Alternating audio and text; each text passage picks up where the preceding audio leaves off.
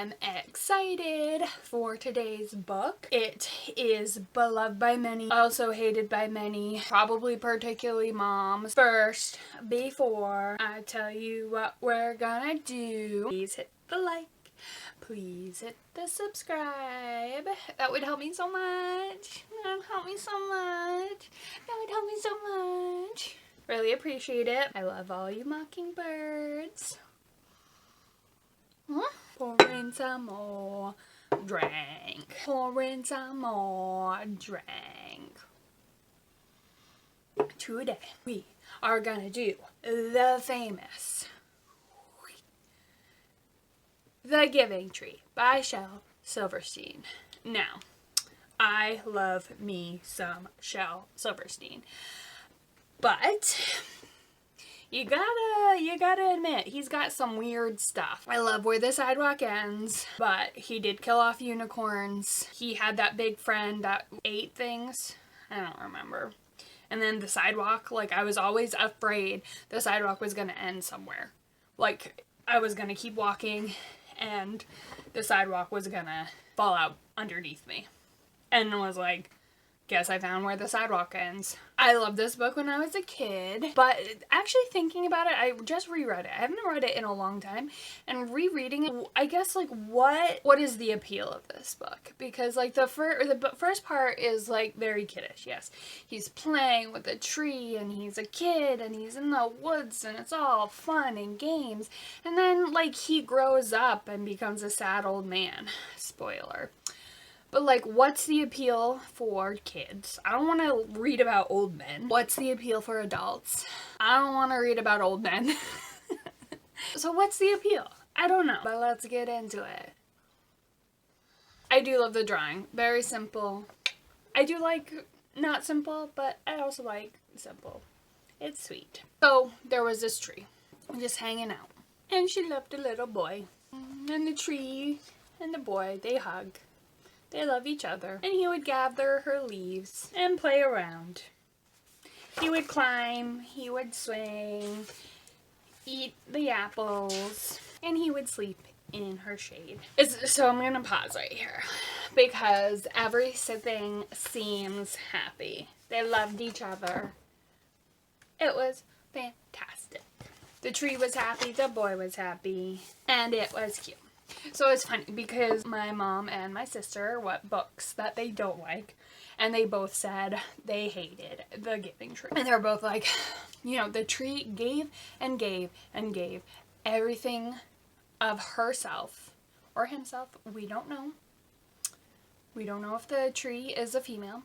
I think it is assumed, but we don't know. It could be a boy. And gave and gave of herself, and the boy took and took and took. And they just hated it because they left the tree empty and just, spoiler alert, a stump of its former self. And it's funny because I was like, wait, but isn't it an allegory for a child-parent relationship? Like, is that what we're saying about what it is to be a parent? Is that you give and give and give until you are just a stump of yourself? I sure hope that's not what parenthood is like. 'Cause you can't give from your cup if it's empty, ladies and gentlemen. Self-care, self-care. Don't let your kid take your branches. But I think it's an allegory for something else. That's where it gets political. The boy grew older and look, he's got a little friend and has a little heart. There's me and someone else, which that's pretty bold. To bring some girl over, or boy, we don't know, over with your tree there, but he's falling in love with someone other than the tree. The tree was often alone, which I feel like at this point you don't want some alone time, girl. So then the boy comes back and starts asking for some leaves, which leaves don't grow on trees, son, which they do, but The tree wants to play, come climb, please. And just like a kid. Hey, let's go hang out. I can't hang out, but do you have some money? The gall of this boy. Like, come on. Like, no hi? Why don't you call your mama anymore? Why don't you call your mom anymore? Fine, I'll give you... I don't have money. You can sell apples in the city. That's the best that I can do. Like, I mean, good for this tree. This tree is teaching this kid hard work and economics. Like, I'm not just gonna give you stuff. You gotta make something of yourself. But please visit me also. So the boy climbed the tree and got some apples. And I just like thought, like, what a sneaky way to be like, oh, why don't you come climb me, like, why don't you come climb like you did when you were a little boy? And the boy's like, I don't have time. I can't climb. I'm too old. Just, I need money. And she was like, well, I have some apples. You could get some apples, but you have to climb up the trunk and get some apples and we can play. So he does that. He gets a whole bunch of apples. And then the boy stayed away for a long time and he comes back and he's older. And she's like, hey, come swing, come here, give Tree a kiss. It's like, I'm too busy. I want a house. I want a wife. I want children. I want. But, I don't want to work for it. Like, why are you too busy? You don't have a wife. You don't have a child. Like, swing on a damn tree. For one gosh darn second. And the tree is like, okay, well, I can take my branches and make a house. And then you'll be happy. For God's sakes, just be happy. And the boy took all her branches. Which, a branch house? I don't think, like, is he gonna live in like a hut? And the tree was happy because she's so selfless. Like, I'm just happy when you're happy. Just, I'm happy when you're happy. But, spoiler alert, the boy's not happy. Then this is where things get interesting. Come, boy, and play. He's like, I'm too sad to play. Which, pause the book for a second. What happened to this man's life? Look at him. He is so sad that he went to his tree, his childhood tree. He wants a boat to take him far away from here. Some theories. He invested in the apple stock when he started selling apples from the tree. It was booming for a little bit. That's why he stayed away. Because he had money and apples. He was able to get a wife, have some children, upgrade his house hut, living the life. Then, like that, the apple market plunged. No more apples. People didn't want apples. All his money were in apples. All his money gone. He went back to being a door-to-door apple salesman.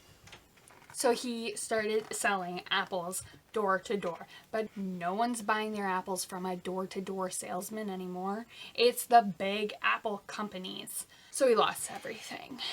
He started begging for money, begging from his friends. He owes $50,000 to his friend named Chris. He filed for bankruptcy, but he couldn't pay off his student loan debt because you can't get rid of your loan debt when you file for bankruptcy. Then his wife, who was used to the money, was like, this is not what you promised me. You promised me a life of riches. My stick hut needs an addition. I can't cook. I can't clean like this. I don't even want to clean. What about our maids? His children were fine, but, they're off to college, so he is alone. So he needs a boat. Doesn't matter. It could be a sailboat. It could be a rowboat. It just needs to float so he can get away. And the tree says, cut down my trunk so I can always be with you. He made a boat and he sailed away. Which, where is the top half of him? And also, that old man can carry a boat. Oh, there's his nose, I guess. But that old man can carry a tree by himself. How does he know how to make a boat? I go, oh, he sailed away, so it's a sailboat. And the tree was happy, but not really. I get that. She's just a stump of herself. And after a long, long time, the boy came back. Like, how old is this guy? He is looking rough. I don't even think he's got pants. Comes back with a sack on. And the tree's like, I don't have branches to swing on. I don't have apples to eat. I don't have a trunk to climb. I don't have anything. I'm just an old stump. I hear you, girl. I'm an old stump. The old man just said, I don't need anything. Finally, I don't need anything to make me happy. I just need a place to sit, which I get that too. The tree is like, oh my God, I'm a stump. You can sit on me. Giving her last breath to the boy. And the tree was very happy. We don't know about the man. You know, who cares if he's happy? He took everything. He should have been happy. But I guess the biggest story in this is what happened to the boy. That's like the saddest part. Yes, the tree gave herself to him. Every little bit of it. But in the end, the tree got what she wanted. But did the boy get what he wanted? No. I also don't necessarily think that this is an allegory for a mother-child or father-child relationship. I think this is a comment on materialism and capitalism and how that can ruin your life. And all you want is to take and take and take, and you're never happy. I hope this brings sunshine to your day. So, from 1 to the Amazon, I will give this book 6 million branches and 20,000 barrels of apples just because it's a classic. Gets that extra couple barrels because it's a classic.